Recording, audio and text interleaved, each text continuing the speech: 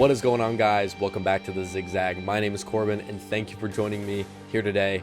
If you didn't see the title and you didn't look at the thumbnail, you might be blind, but that is correct. What we are doing today is we are comparing certain WWE wrestlers to Pokemon. Now, some of these are extremely obvious and they stand out like a sore thumb, but other ones might be a little bit of a stretch. So if you have a different opinion and you have a different Pokemon you want me to compare them to, please let me know down in the comments what you think about the people I've matched them up with. The idea came from me just being a huge Pokemon fan. I just finished up Pokemon Black, the series. I've never watched it before, and I'm trying to work through all the ones I haven't seen. My personal favorite, if you want to know, I love Sun and Moon. That might be a little bit of a hot take, but it's kind of what I grew up with. The games, on the other hand, Pokemon Black, the original, is my favorite. If you guys want to tell me what your favorite game is, favorite Pokemon, I'd love to know. Actually, what I want you to do is go down below and comment your favorite Pokemon, and also what would be your comparison. Maybe give one to me. What would my comparison be? I feel like I'm kind of a skeptile. I don't know. Let me see what you think. If you guys can do me a favor, go down below, like, subscribe, maybe turn on the bell for notifications. Go look at all my links and go check out my other Instagram, TikTok, other YouTube content. We seriously have a lot of fun on those channels, and I'm sure you would love it over there. We're just gonna hop right in, and the first one I have for you is Adam Pearce. I threw him in here because this was the most obvious one, in my opinion. Adam Pearce is Voltorb, and it's not because his head is super round. It kind of is, but his head is super round. He gets super angry, and he literally looks like he is about to explode. Which, if you guys don't know, Voltorb's main attack that he uses is explosion. After, you build up all that energy, he explodes and it does a ton of damage. Definitely Adam Pearce, hyperactive, self-destructive, kind of fast-paced general manager. So that's why Adam Pearce, I feel like, is Voltorb. Next up, we had one that was a little bit harder to give a comparison to, and I have Asuka. With Asuka, she kind of stands alone a little bit. I was kind of feeling like a dark type, something a little bit mysterious. I went with Absol. The reason I went with Absol is because they're a little bit misunderstood, kind of have this aura, but they cause a lot of disasters, but they also can sense them at the same time. I mean, literally with the chamber, yesterday we saw Asuka spit mist into Alexa Bliss's face. She's causing those disasters. That's why I think a dark type like Absol could really work for her, and I could see them being side by side going into the ring together. Up next, we have Kairi Sane.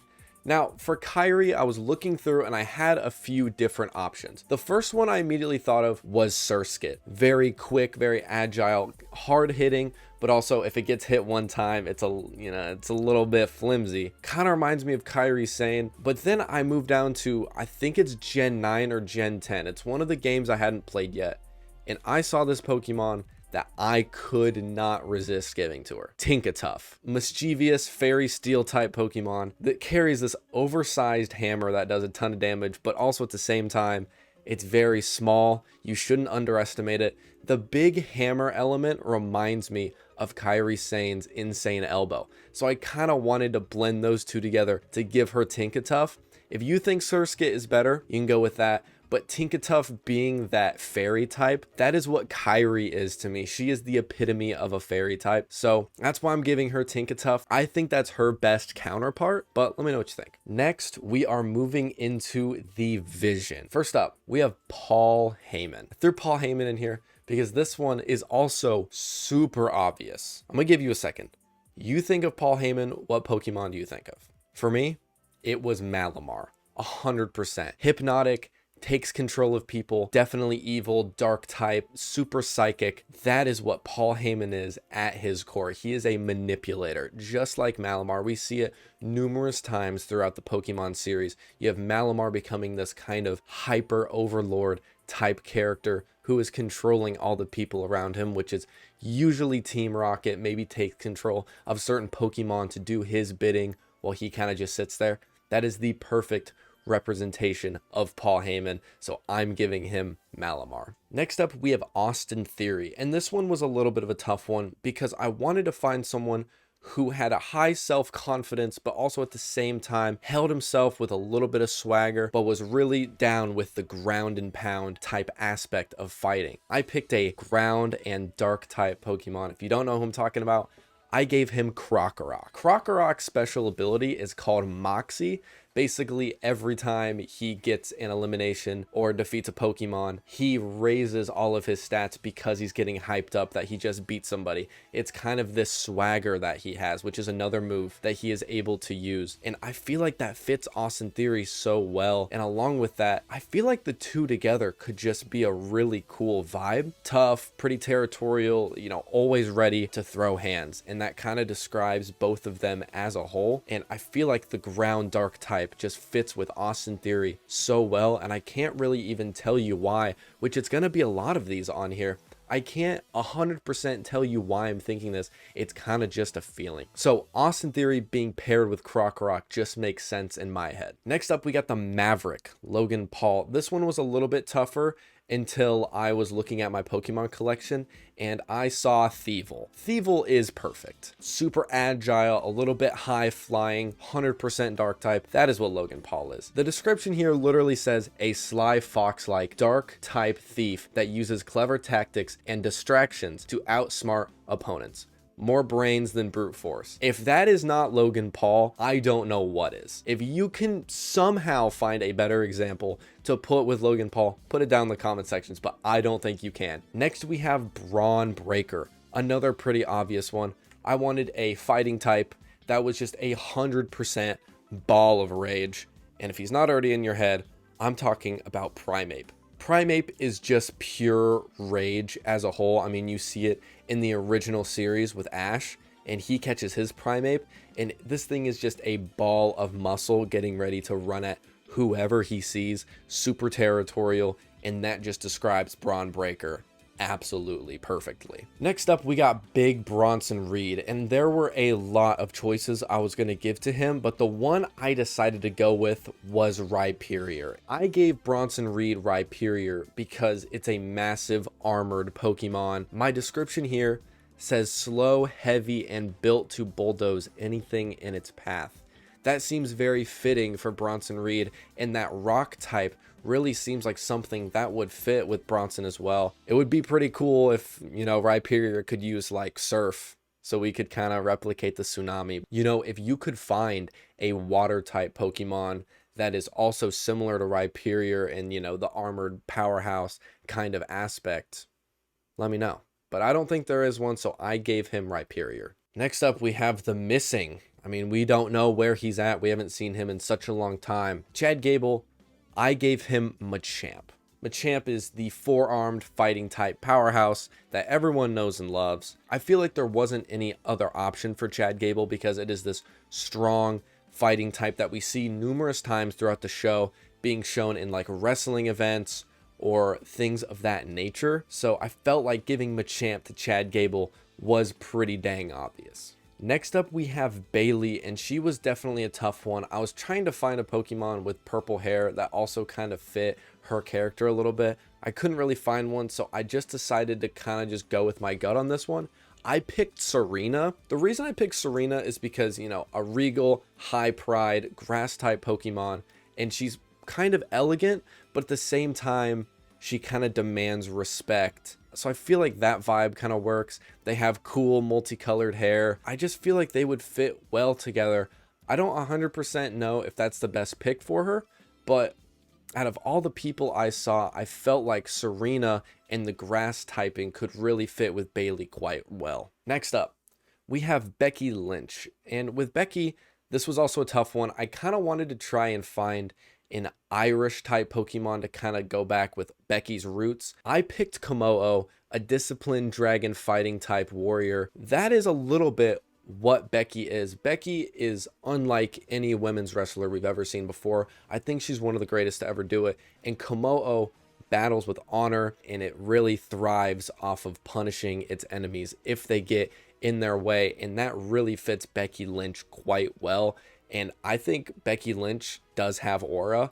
And along with that, Komodo has extreme amounts of aura. It's kind of this Punisher Pokemon that we see throughout the series. And that's why I went with Komodo. Next up on our list, we have CM Punk. CM Punk is a shorter guy who's extremely scrappy, who manages to get the job done because of his in-ring talent, and he doesn't require a lot of power to get the job done. I went with Alolan Marowak. Marowak, extremely short in stature, but also he packs a real punch with his bone that he carries around. The reason I went with Alolan Marowak is just because the ghost typing kind of fits with CM Punk's past a little bit, and that fire is really what drives CM Punk in the first place. And along with that, like I said, small, finds ways to win, and they kind of give the same energy. Next up, we got the man, the myth, the legend. We got Dirty Dominic Mysterio, and I have 2 picks for him. Number 1, Lombre. I picked him because he just looks like him. He's got the mustache, he's got the big hair, kind of referencing the mullet. So that's a pick if you want. But my actual pick is Gengar. He gets Gengar, but the type of Gengar that comes out and is super playful, super mischievous. It even says a mischievous ghost poison trickster that hides in shadows, equal parts playing and terrifying. Now, you can take the terrifying part off of it. The playful trickster kind of character we see out of Dominic Mysterio fits really well with Gengar. And along with that, I feel like the purple and red of Gengar actually fit with the colors that Dominic Mysterio has been seen wearing on Raw and SmackDown and AAA. So I feel like the ghost type also kind of fits with the Judgment Day, and you're going to see a little bit of the theme as I go through the Judgment Day right now of the poison types and the ghost types, because I feel like it fits the Judgment Day's vibe extremely well. We have Liv Morgan, and with Liv Morgan, this one was kind of a slam dunk in my opinion. I gave her Mimikyu. Mimikyu is a ghost fairy type, and I feel like Liv Morgan is that darker character sometimes, but she's also can be very nice and she's bubbly. That's where the fairy comes in. So the ghost fairy typing fits really well for her character. And I just gotta say, my brain is being tickled at the idea that Liv Morgan would show up with a Mimikyu on Raw. It just makes sense to me. Next up, we got Roxanne Perez. With Roxanne Perez, this one was a little tough, but I'm going back to the Alola region. I got Salandit. Salandit is shown to be a sly, fire, poison type Pokemon. She uses toxins, cunning tactics, and she mostly tries to outsmart her opponents, kind of like Roxanne Perez. So Salandit really fits in well. And along with that, it says small, sneaky, and deceptively dangerous. I feel like it fits Roxanne Perez extremely well, considering what we have seen her do over the past year on Raw. Next up, we have Raquel Rodriguez. Raquel, I gave her Mudsdale. Mudsdale because it is a big, massive workhorse Pokemon that is just a straight up ground type. And I feel like Raquel, comparatively to the other Judgment Day, doesn't have this like toxic, ghostly aura. Instead, she's kind of just very physical, ground and pound. So she's slow and steady, but she's kind of an unmovable tank in that regard. So that's why Mudsdale has been given to Raquel. Next up, we got JD McDonough. And this is a little bit of a meme, but it also kind of works very well. I gave him Scraggy. And it's not just because Scraggy uses Headbutt all the time, but because the dark fighting typing works well with JD, always ready to scrap at all times, and that kind of just fits in extremely well with his character that he's portraying right now. It says right here, underdog that looks small but fights above its weight class, always ready to throw hands to prove itself. I don't know what else you want, but Scraggy utilizing Headbutt throughout the entire series in Pokemon Black is kind of funny to give to JD McDonough. I'll let you decide if that's a personal attack or not. Finn Balor is the person we have up next, and this is the epitome of aura. Finn Balor being matched with Midnight Lycanroc. The coloring of Midnight Lycanroc, the gray, black, and red, just match with the demon persona that we have seen from Finn Balor time and time again. It says a wild, aggressive rock-type Pokemon that thrives on chaos, fierce, reckless, fueled by battle instinct. I don't know what else you would possibly want. I feel like Midnight Lycanroc is the perfect pairing to Finn Balor. Now we have Dragon Lee. Dragon Lee, I have given him Dragapult. I had to pick a dragon type Pokemon, obviously. Dragon is in the name. I kind of wanted to go with Dragon Fire. There kind of wasn't anyone that would fit in well with that Dragon Fire type for Dragon Lee, so I went with Dragon Ghost in Dragapult, which the reason is because Dragapult's speed is extremely fast, which is what we see out of Dragon Lee all the time. He was able to beat up Gunther backstage a few weeks ago purely off of his speed, and he's very hard to catch up to and relies on his battle prowess to win fights, which that describes Dragon Lee very well. Next, we have actually one of my favorite pairings on this list, and it's a little bit of an unusual one, but you have to hear me out on it. We have Ludwig Kaiser and Snivy. Snivy is described to be a calm, smug, grass-type Pokemon with royal energy and sharp intelligence, fights with precision, never panicking. I feel like every time we saw Ludwig Kaiser fight, in the past 5 years or so, he's always being royal. He's always kind of picking his nose up at other competitors. Snivy holds himself to a high regard comparatively to other Pokemon. Whenever they're out there playing and messing around, Snivy is usually up on a stump or something, looking over his shoulder, kind of glaring. And I feel like that's what Ludwig does as well. He's very cunning. He's got this royal energy, which what the description just said. So Snivy and Ludwig together would just be such a great pairing because their personalities are the exact same. Next, we have Grayson Waller. This one is actually the worst choice on this list, and because I picked Kangaskhan, and the only reason I did that is because Grayson Waller is Australian, and Kangaskhan is the Australian Pokemon. That's it. Next one, we got Gunther. I gave Gunther Ursaring, and the reason is because Ursaring is a straight up normal type Pokemon. There's nothing special about Ursaring. It is just pure rage. It's pure fury. It says a towering normal type bear that looks calm until you cross it, becomes pure unstoppable rage, raw strength with a short fuse. If that is not Gunther, I don't know what to tell you. You might just have to log off the video. We have Javon Evans. And with Javon, I have given him the staple child. I've given him the man, the myth, the legend. I've given him Pikachu. Pikachu is the iconic electric type mascot, bursting with speed, heart, and shock power. Small frame, but creates a massive impact. Javon Evans is a smaller guy, but relies on his strategy, his extreme speed, his agility to get the job done, and hypes up the crowd. Tons of energy as well. So I feel like Javon and Pikachu have a huge connection together. Moving on to our final two, we got the New Day. And I gave Kofi Kingston Zebstrika. You're going to see a little bit of a theme with these two because I gave them both horses or unicorns because that's the New Day's thing. Zebstrika is a high energy Pokemon, which we've seen out of Kofi Kingston all throughout his career, but also can pack a huge punch, with the back leg kick that we see from Zebstrika, which kind of relates to the Trouble in Paradise as well. And I feel like the electric typing fits in really well with Kofi Kingston's moveset. And finally on here, I gave Xavier Woods Galarian Rapidash. My description here for Galarian Rapidash says a graceful psychic fairy type unicorn radiating mystical energy and elegance. I feel like this fits the old Xavier Woods a little bit better before he turned heel, because he was always the one walking around with the trombone and he has the funny elf shoes and he's got all the colors on. I feel like it fits him very well. It's got the unicorn horn.